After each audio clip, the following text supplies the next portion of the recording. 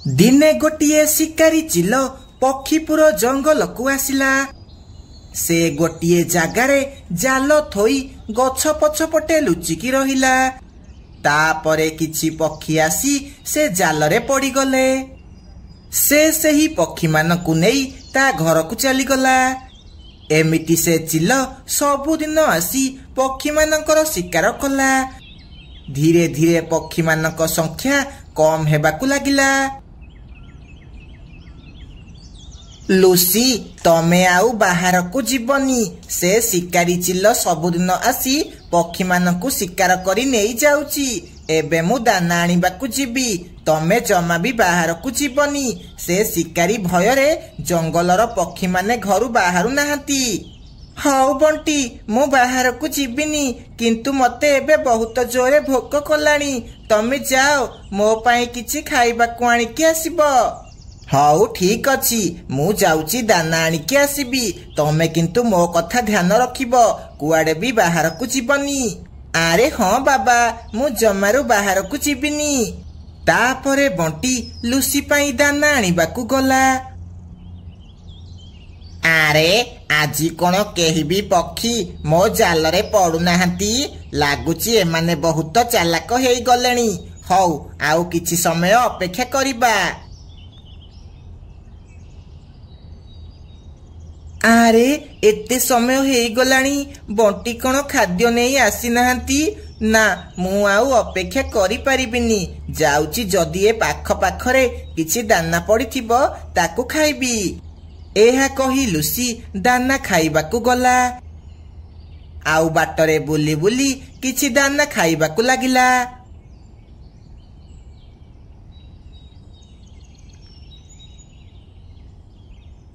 आरे बा, एईटा तो केड़े सुंदर पारा हेइची। यार मांस तो बहुत स्वादिष्ट हेइथिबो। याकु मजा करी खाइबी। आसे आसे मो जालरे पड़ी जा। एमिति लुसी दाना खाई खाई बुलुथला। हठात से सही जाल ऊपर को चली गला। आउ से जालरे पड़ी गला। आरे ये कौन? मु तो जालरे पड़ी गली। एबे मोर कौन हेबो? बंटी बंटी तमे कोउठी अछ? जल्दी आस, मु जालरे पड़ी गली। मते बंचाओ, मते बंचाओ। आरे बा, मु जहा चाहुथिली सेया हेला। ए पारा जालरे पड़ी गला। जाउची आकु नेई घर को जीवी। एहा कही से शिकारी चिल लुसी को नेई जीवाकु लागिला। लुसीर चित्कार सुनी बंटी सेठाकु आसिला। आरे ये तो सही शिकारी चिल। लुसी मु तमको मना करिथिली तमे घरु बाहर को आसीबनी बोली। एबे मु कोन करिबी? केमिति तमको बंचेइबी? बंटी मते बंचाओ, मते बंचाओ, नहले शिकारी चिल मते मारी देबो। मते बंचाओ। सेतिकी बेले बंटीर नजर तळे पड़िथिबा गोटे छुरी उपरे पड़िला। से सांगे सांगे से छुरी नेई चिलर मुंड काटिदेला। से शिकारी चिल सेठी छटपट हेई मरीगला। बंटी तमे ठीक समय रे आसिल बोली आज मो जीवन बंची गला। आउ ए दुष्ट शिकारी भी मरीगला। एबे आमर आउ काहाकू डर नाही। चाल लुसी एबे आमे घर को जिबा। एहा कही से माने दुई जण घर को चली जाती।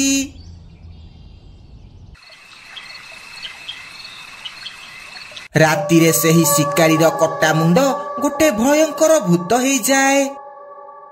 हा हा हा हा, मते मारी की भाबुच सबु शेष हेई गला।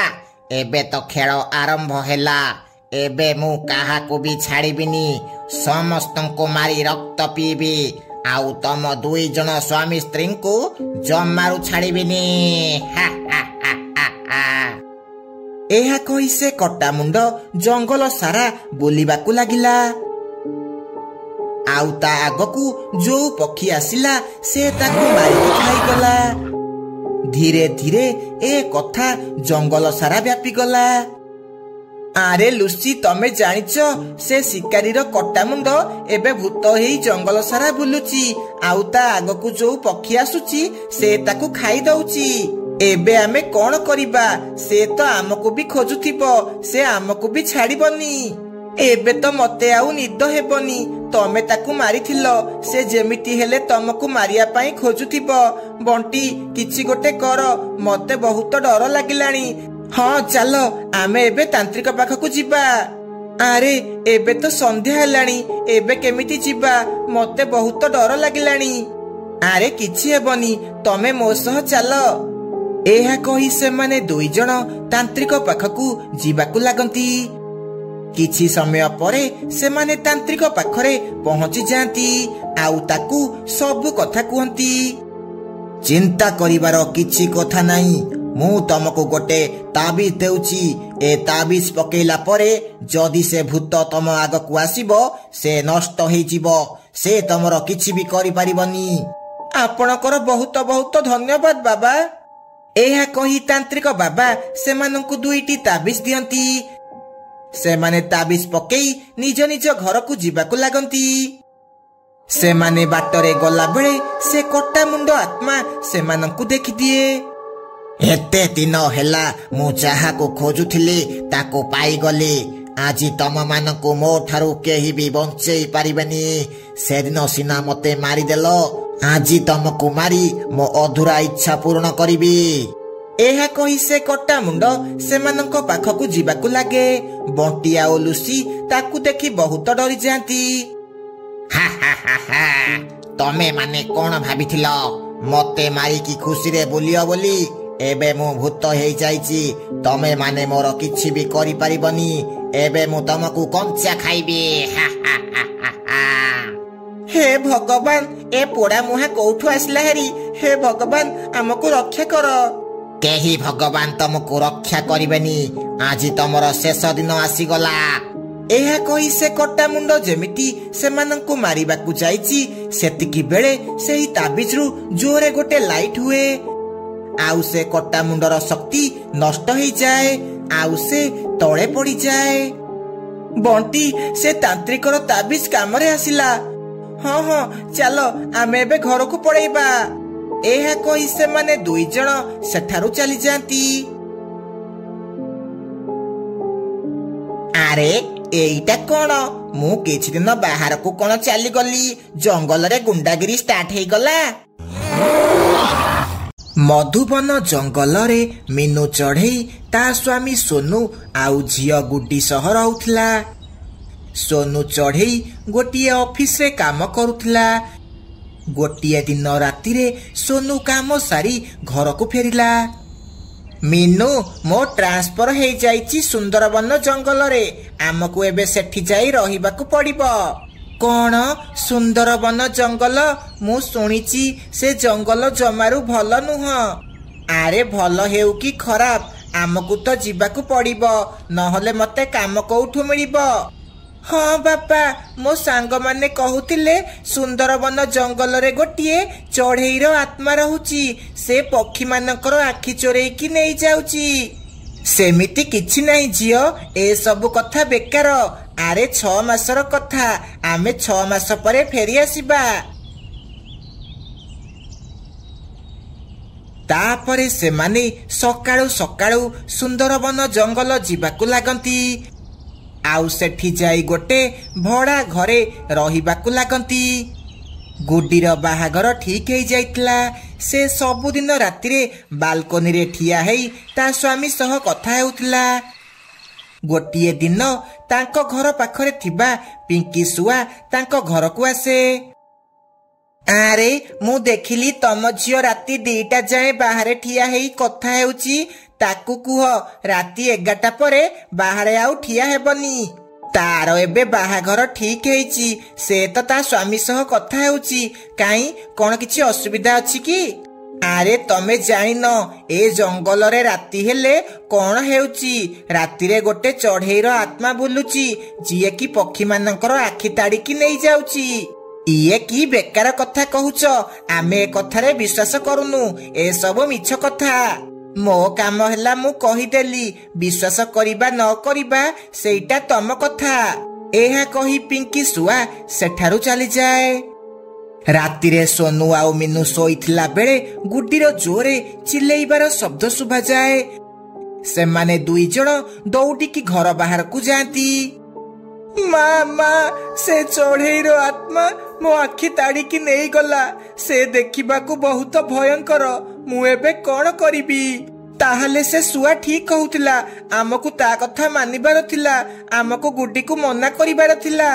ଏବେ କଣ ହେବ? ମୋ ଝିଅର ଆଗକୁ ବାହାଘର ଅଛି। ଏବେ ତାକୁ କିଏ ବାହା ହେବ? ଏବେ କଣ ହେବ? ତାପରେ ସୋନୁ ଆଉ ମିନୁ ତାଙ୍କ ଘର ପାଖ ପିଙ୍କି ଶୁଆ ଘରକୁ ଯାଆନ୍ତି ଆଉ ତାକୁ ଯାଇ ସବୁ କଥା କୁହନ୍ତି। ମୁଁ ତ ତମକୁ ଆଗରୁ ଏ କଥା କହିଥିଲି, କିନ୍ତୁ ତମେ କେହି ବି ମୋ କଥା ଶୁଣିଲ ନାହିଁ। ଏବେ କଣ ହେଲା ଦେଖ। ଆମକୁ କ୍ଷମା କରିଦିଅ ଭଉଣୀ, ଆମେ ତମ କଥା ମାନିଲୁନି। ଏବେ ମୁଁ କଣ କରିବି? ମୋ ଝିଅ ଆଖି କେମିତି ଫେରିବ? ସେ ଚଢେଇ ଆତ୍ମା କିଏ? ସେ କାହିଁକି ସବୁ ପକ୍ଷୀମାନଙ୍କର ଆଖି ତାଡିକି ନେଇଯାଉଛି? ଏ କଥା ତ କେହି ବି ଜାଣିନାହାନ୍ତି ସେ ଚଢେଇ ଆତ୍ମା କିଏ, କିନ୍ତୁ ଗାଁ ବାଲା କହୁଛନ୍ତି ସେ ଆତ୍ମା ପଛରେ ଗୋଟିଏ ତାନ୍ତ୍ରିକର ହାତ ଅଛି, ଯିଏକି ସେ ଆତ୍ମାକୁ ଗୁଲାମ କରିକି ରଖିଛି ଆଉ ତା ଦ୍ୱାରା ସବୁ ପକ୍ଷୀମାନଙ୍କର ଆଖି ତାଡିକି ନେଇଯାଉଛି। ଯଦି ଆମେ ସେ ଆତ୍ମାର ପିଛା କରିବା ତାହେଲେ ଜାଣିପାରିବା ସେ ତାନ୍ତ୍ରିକ କଣ ପାଇଁ ସେ ଆତ୍ମା ଦ୍ୱାରା ଏମିତି କାମ କରାଉଛି। କିଛି ପକ୍ଷୀ ସେ ଆତ୍ମାର ପିଛା କରିଥିଲେ, କିନ୍ତୁ ସେମାନେ ଏବେ ଯାଏ ଘରକୁ ଫେରି ନାହାନ୍ତି। ସେମାନଙ୍କର ଆତାପତା କିଛି ବି ମିଳୁନି। ସେ ଯାହା ବି ହେଇଯାଉ, ଆମେ ଆମ ଝିଅର ଆଖି ପାଇଁ ଆମ ଦ୍ୱାରା ଯାହା ବି ହେବ ଆମେ କରିବୁ। ସେଇଦିନ ରାତିରେ ମିନୁ ଚଢେଇ ତା ଆଖି ଉପରେ ନକଲି ଆଖି ଲଗେଇକି ଘର ବାହାରେ ଠିଆ ହୁଏ। ସେତିକି ବେଳେ ସେ ଚଢେଇର ଆତ୍ମା ସେଠାକୁ ଆସେ। ଆରେ ବା, ଆଜି କଣ ଶିକାର ନିଜେ ଆସି ବାହାରେ ଠିଆ ହେଇଛି। ମତେ ଆଜି ଆଉ କଷ୍ଟ କରିବାକୁ ପଡିବନି। ମତେ ବହୁତ ସଜାରେ ଆଖି ମିଳିଯିବ। ଏହା କହି ସେ ଚଢେଇର ଆତ୍ମା ମିନୁ ମୁହଁରୁ ନକଲି ଆଖି ତାଡିକି ନେଇଯାଏ। ସୋନୁ ଆଉ ମିନୁ ସେ ଆତ୍ମାର ପିଛା କରିବାକୁ ଲାଗନ୍ତି। ସେ ଆତ୍ମା ଜଙ୍ଗଲ ଭିତରେ ଥିବା ଗୋଟିଏ ଭଙ୍ଗା ଘର ଭିତରେ ପଶିଯାଏ। ମିନୁ ଆଉ ସୋନୁ ଘର ବାହାରେ ଠିଆ ହେଇ ଦେଖନ୍ତି ସେ ଘର ଭିତରେ ଗୋଟିଏ ତାନ୍ତ୍ରିକ ବସି ମନ୍ତ୍ର ପଢୁଛି। ଆସିଗଲୁ ମୋ ଚଢେଇର ଆତ୍ମା, ଆଜି କଣ ଏତେ ଜଲ୍ଦି ଚାଲି ଆସିଲୁ? ଇଏ ନିଅ ତାନ୍ତ୍ରିକ ବାବା, ତମେ କହିବା ଅନୁସାରେ ମୁଁ ଗୋଟେ ଚଢେଇର ଆଖି ନେଇକି ଆସିଛି। ଆରେ ଇଏ ତ ନକଲି ଆଖି। ଆଜି ତତେ କିଏ ଗୋଟେ ବୋକା ବନେଇଦେଲା, ତୁ ଜାଣିପାରିଲୁନି? ମୁଁ ଏବେ ଯାଏ ତମକୁ 100 ପକ୍ଷୀମାନଙ୍କର ଆଖି ଆଣିକି ଦେଇ ସାରିଲିଣି। ମତେ ଏବେ ଆଜାଦ କର, ମୁଁ ଆଉ ଏ କାମ କରିପାରିବିନି। ନା, ଏବେ ଯାଏ ତୋ କାମ ସରିନି। ମତେ ଆହୁରି 50ଟି ଚଢେଇର ଆଖି ଦରକାର, ତାପରେ ତତେ ମୁଁ ଯାଇ ଛାଡିବି। ସୋନୁ ସାଙ୍ଗେ ସାଙ୍ଗେ ପୋଲିସକୁ ଫୋନ କରିଦିଏ। ପୋଲିସ ସାଙ୍ଗେ ସାଙ୍ଗେ ଆସି ସେ ତାନ୍ତ୍ରିକକୁ ଆରେଷ୍ଟ କରିଦିଅନ୍ତି। ଏ ଆତ୍ମା, ମୁଁ ତତେ ଆଦେଶ ଦଉଛି, ତୁ ଏମାନଙ୍କୁ ସବୁ ମାରିଦିଏ। ନାଇଁ ତାନ୍ତ୍ରିକ, ମୁଁ ଏବେ ଯାଏ ତୋର ସବୁ କଥା ମାନିଲି। ଏବେ କିନ୍ତୁ ତୋ କଥା ଆଉ ଶୁଣିବିନି। ତୋ କଥାରେ ପଡି ମୁଁ କେତେ ଜଣ ପକ୍ଷୀମାନଙ୍କର ଜୀବନ ନଷ୍ଟ କଲି, କିନ୍ତୁ ଆଉ ନୁହଁ। ପୋଲିସ ତାନ୍ତ୍ରିକ ମୁଣ୍ଡରେ ବନ୍ଧୁକ ରଖି ତାକୁ ଆଖି ଚୋରି କରିବାର କାରଣ ପଚାରେ। ମୁଁ ସବୁ ପକ୍ଷୀମାନଙ୍କର ଆଖି ନେଇ ବାହାରେ ସହରରେ ବିକି ଦେଉଥିଲି। ମତେ ସେମାନେ ଲକ୍ଷ ଲକ୍ଷ ଟଙ୍କା ଦେଉଥିଲେ। ତାନ୍ତ୍ରିକ, ଏବେ ତୁ ସବୁ ପକ୍ଷୀମାନଙ୍କର ଆଖି ଫେରା। ସେମାନେ ଯେମିତି ଥିଲେ ସେମାନଙ୍କୁ ସେମିତି କରେ, ନହେଲେ ତତେ ଆମେ ମାରିଦେବୁ। ନା ନା, ମୁଁ ସମସ୍ତଙ୍କୁ ଠିକ କରୁଛି, ମତେ ମାର ନାହିଁ। ଏହା କହି ତାନ୍ତ୍ରିକ ସବୁ ପକ୍ଷୀମାନଙ୍କର ଆଖି ଫେରେଇ ଦିଏ। ଗୁଡିର ଆଖି ଫେରି ଆସିବା ଦେଖି ମିନୁ ଆଉ ସୋନୁ ବହୁତ ଖୁସି ହୁଅନ୍ତି ଆଉ ଖୁସି ଖୁସି ସେହି ଜଙ୍ଗଲରେ ରହିବାକୁ ଲାଗନ୍ତି।